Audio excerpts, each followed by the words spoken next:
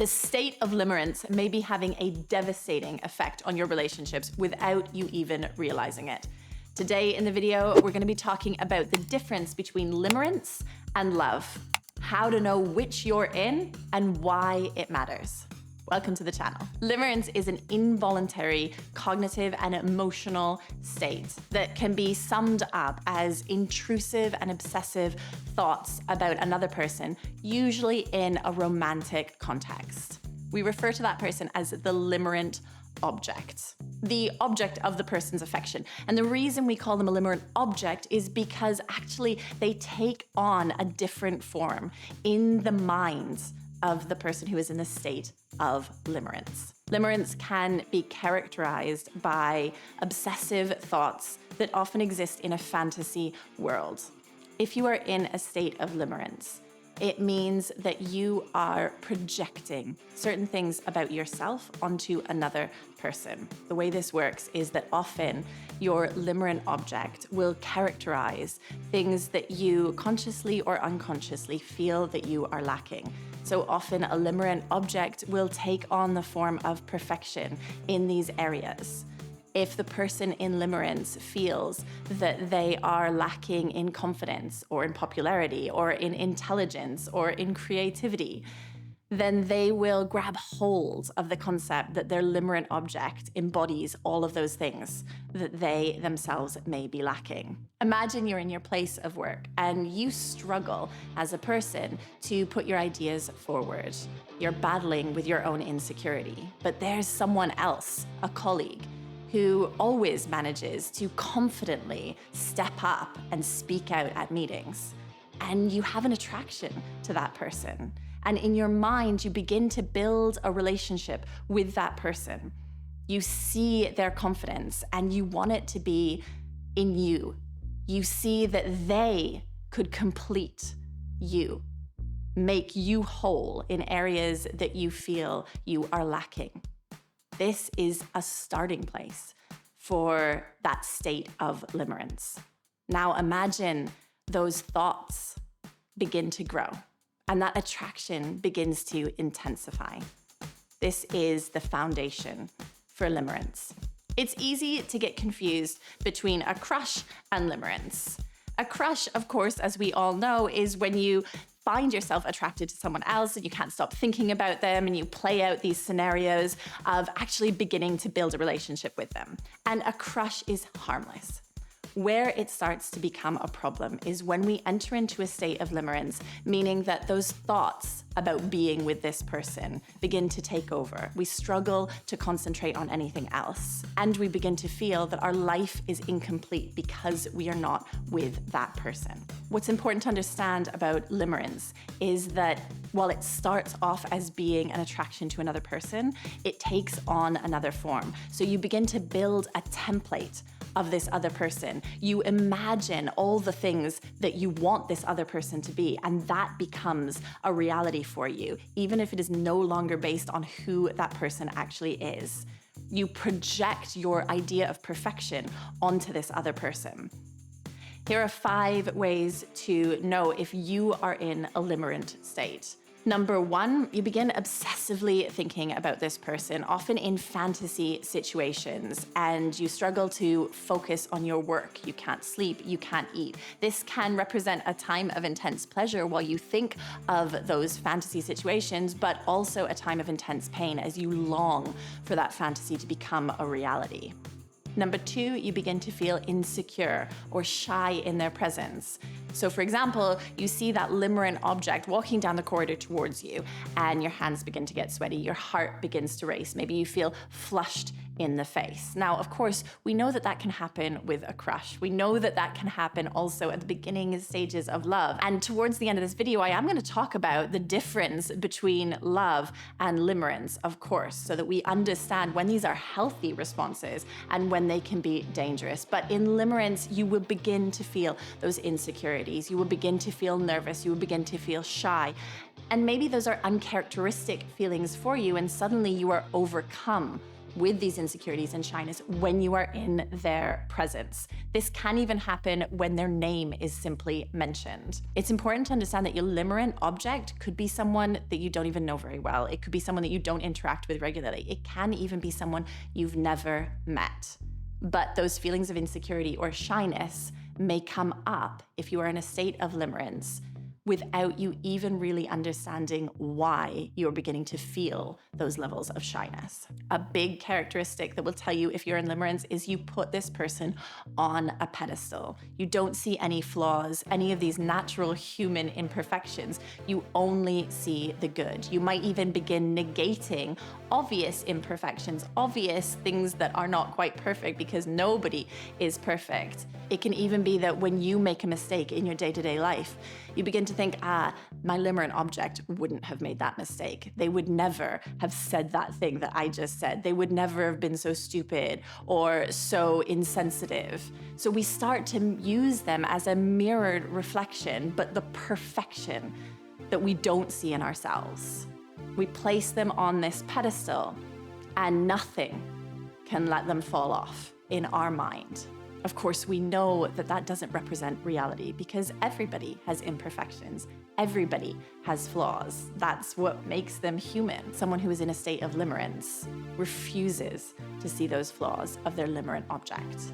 The fourth thing that can tell you that you are in a state of limerence is that you begin to build an emotional dependency on this person. This is especially obvious if they are someone that you know in real life, maybe even someone that you've begun a relationship with, and you begin to feel like when you are not around them, you are lesser, you are not whole, you are insignificant or incomplete, and that only by being around them do you actually have completedness or wholeness. This, of course, can be a really dangerous place to be in because it means that you have lowered your own self-worth.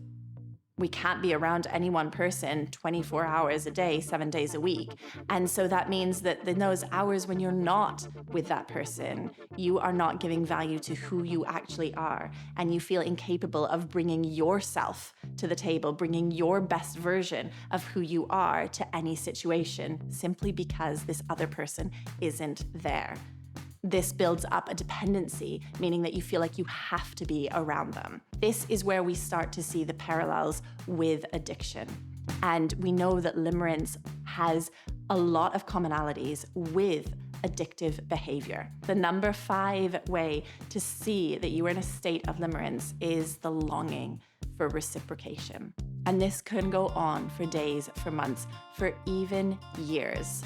Longing for your limerent object to reciprocate those feelings. And it's this longing for reciprocation that most often characterizes the destructive element of limerence, because someone who is in a state of limerence will go to all measures to try and get that state of reciprocation. Right now, we need to stop and talk about the difference between limerence and love, because you may be hearing this and saying, yeah, but I felt those things and I'm sure it was love and now I'm in this really healthy, stable relationship. Or I've seen other people go through this longing for reciprocation and then the person reciprocates and they have a long and happy relationship, a long and happy marriage. But this is where we need to understand the crucial difference, which is that if you are in a state of limerence, you actually rely on not having that reciprocation. For you, being in a state of longing, wanting that other person to reciprocate, but knowing that they never will, knowing that it's always just out of reach on a subconscious level, is your template for a relationship. Let's look at love on the other side. Love is when you have a deep connection with someone else, when there is, of course, that reciprocation. Even if it comes after a little while, we know that love takes time to evolve. But at base level, love is about taking enjoyment in giving to someone else as much as you are receiving from them. Where limerence is ultimately a selfish act. You want that person to complete you. Love is selfless. It's about wanting the best for that person, whatever that may be. knowing that you can provide something for that person as much as that person can provide for you, and feeling strong and connected and stable in that relationship. Of course, love has its ups and downs. We all know that, and it's not always smooth sailing.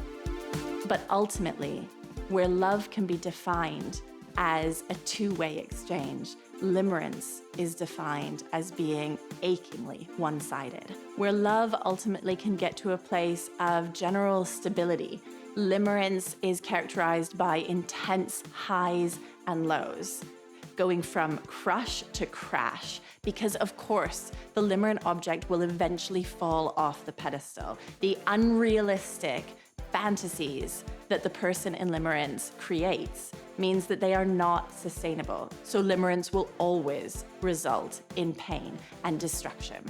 When limerence is played out to its full extent, of course, it can cross serious boundaries. Someone who is in limerence may not see the danger or the infringement of personal space that their fantasies and their actions represent to the limerent object. Things like stalking online or in person, intruding on your limerent object's well-being, getting involved in areas of your limerent object's life that you are not entitled to get involved in.